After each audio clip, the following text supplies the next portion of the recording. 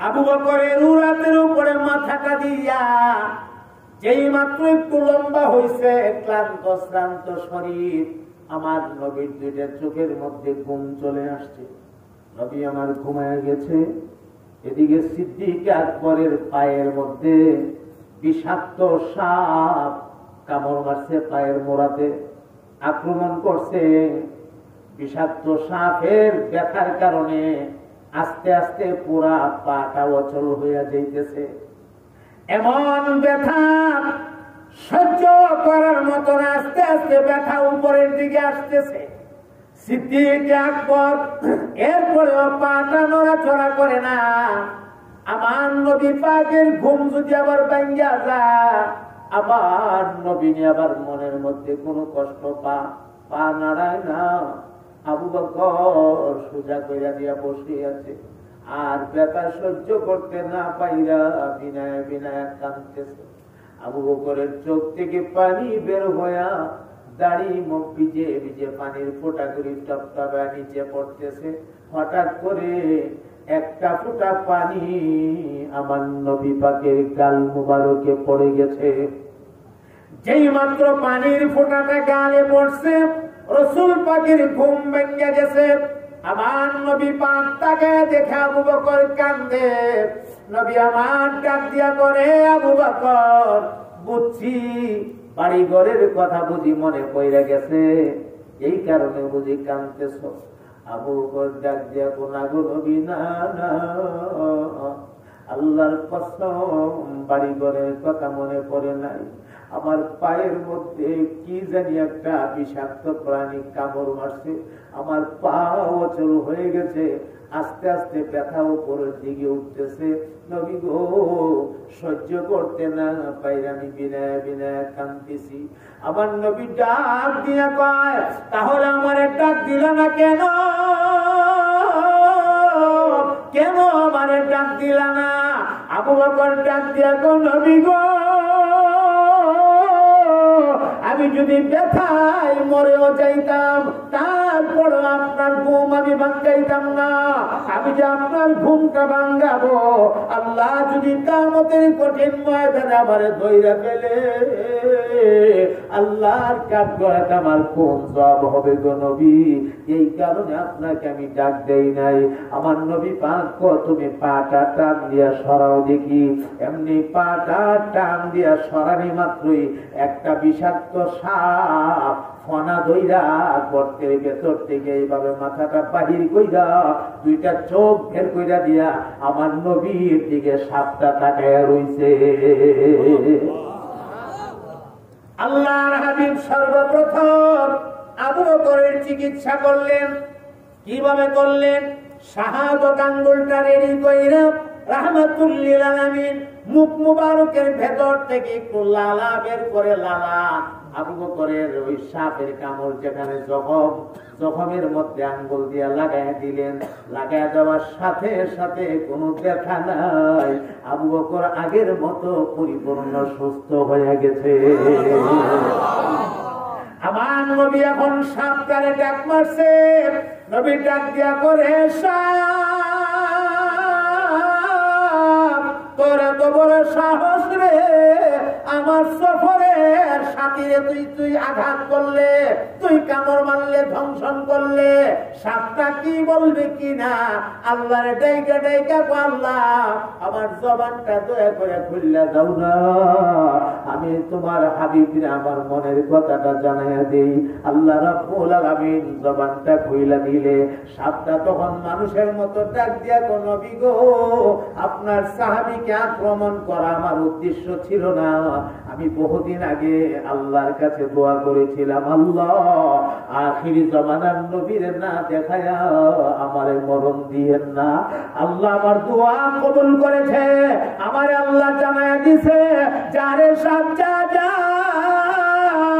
ওই গারে সুরে গিয়া তাড়াতাড়ি আশ্রয় নে, সেখানে আমার হাবিব আসবে, সেখানে আমার হাবিবেরা তুই দেখা ফেলাইবে। আমি এখানে এসে গর্তের ভেতরে আশ্রয় নিলাম, যেদিকেই মাথা বাহির করি গর্তের মুখ বন্ধ করা, এদিকে আমি আপনার সাহাবীর পা, আমি ভাবছি কোন প্রাণী, এটা কোন প্রাণীর অংশ হবে, আমি আঘাত করছি যেন এই জায়গাটা থেকে সরায় এনে আমি যেন মাথাটা বের করতে পারি, এই কারণে আমি আঘাত করছি। আপনার সাহাবীকে আঘাত করা আমার উদ্দেশ্য না, আমার উদ্দেশ্য আপনি নবীকে একটা নজর দেখা। এই কারণে এই সাপটা জান্নাতি হবে। সুবহানাল্লাহ বলে। আমার ভাই, কয়েকটা প্রাণী জান্নাতি হবে, এই সাপটা জান্নাতে যাবে।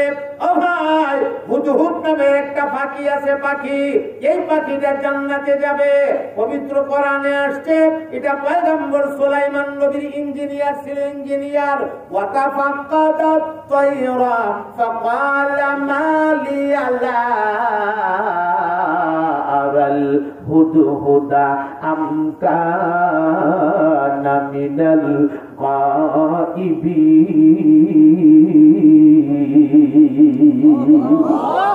এই হুদহুদ নামের পাখিটা জান্নাতি হবে। ও ভাই, পয়গম্বর সুলাইমান নবীর সঙ্গে একটা পিঁপড়া কথা বলছিল, পিঁপড়া, ওই পিঁপড়াটা জান্নাতি হবে। পিঁপড়াটা তার জাতিরে বলছিল, উদখুলু মাসাকিনাকুম লা ইয়াহতিমান্নাকুম সুলাইমান ওয়া জুনুদুহু ওয়া হুম লা ইয়াশউরুন। এই পিঁপড়াটা জান্নাতি হবে। একটা কুকুর জান্নাতি হবে, কুকুর, সবাই কুত্তা বেহেশতে যাইব। আসহাবে কাফের আল্লাহর ওলিরা 7 জন যুবক যারা গর্তের ভেতরে আশ্রয় নিয়েছিলেন, তাদের পাহারাদার ছিল একটা কুকুর। এই কুকুরটা আল্লাহর জান্নাতে যাবে। কুকুরটার নাম হচ্ছে কিতমির। বলেন কুকুরটার নাম কি? কিতমির।